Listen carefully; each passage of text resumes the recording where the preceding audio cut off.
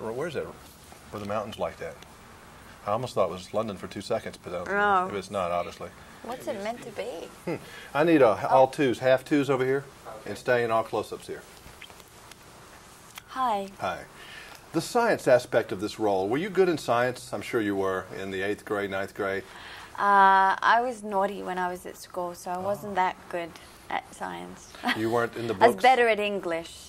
I can imagine that. You weren't that hot in science and math? My dad is a scientist, so I think immediately when your parents are something, you immediately say, well, I'm not going to be that.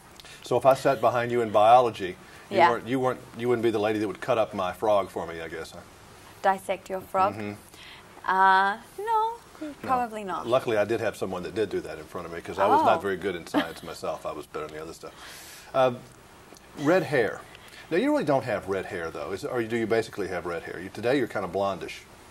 My basic color is red, but, you know, for different films, I change it. I was just noticing, I was going to ask you a redheaded question. She's not redheaded today. She is a blonde today. But I am, at heart, a redhead. Yeah, I was grew up a redhead. I was going to ask you about redheads. They are a little different. Do you think that's true, or is that a good club? We're a club, yes. A little more, what is it? An elite club. No, I'm joking. No, it's hard being a redhead at school. You get teased. Well, you can't tan. You can't tan, you get freckles, you have this sort of, especially if it's red. Well, at the moment I've straightened my hair, but it's normally really curly, so. And you were also probably the tallest girl in your class, I bet, too, weren't you? Yeah, I was a mess. My littlest girl, who we shouldn't probably talk about because she'll get mad, is a little sensitive toward being tall in the 6th grade. I don't understand that, because I liked being tall, but it's not a good thing for a girl, is it? Well, I think my mother would always say that when you grow up, you'll appreciate your height. I think I'd still like to be a little shorter. Really? Yes. Well, I thought all girls it's hard being tall at school because all the boys are up to about here. It's hard to dance, I guess. You don't get asked to dance. Is living in a fishbowl kind of an interesting thing for you?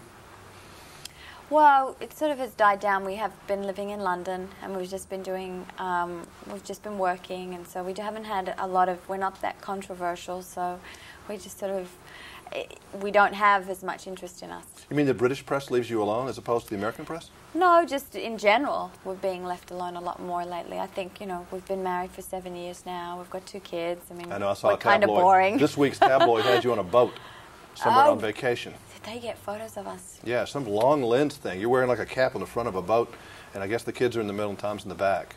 I mean, how do they do that? Did you see these little weasels out there? Jet ski.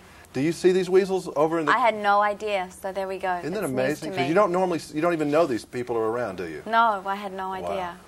This movie really moves. I mean, it's like Air Force One, and it just goes, goes, goes. Did it give you that impression when you were making the film? You were always running and moving? And yes. And the way in which Mimi shoots it, she puts, you know, she moves the camera all the time, and as an actor, you've really got to be on your toes. But I like that because it sort of creates an energy on the set so that people aren't lethargic. They're really... everyone has to be ready to go at all times. You know, your reputation is very good in that you're not a pain in the to work with. All the people seem to think you're like one of the guys sometimes. You're not a prima donna actress. Have you tried to, do you take a conscious effort in trying to be easy to work with, or? Well, I started working in Australia, and in Australia you don't have trailers. You're lucky if you get to sit in the makeup trailer while while they're shooting or something. So I grew up. And I was trained in that way where you just, everyone's equal. So in that sense, and I really believe that when you're doing a film, you're all there to make the film and everyone's just as important as everyone else. Well, you do great work and I love it. Thank you. Thank you.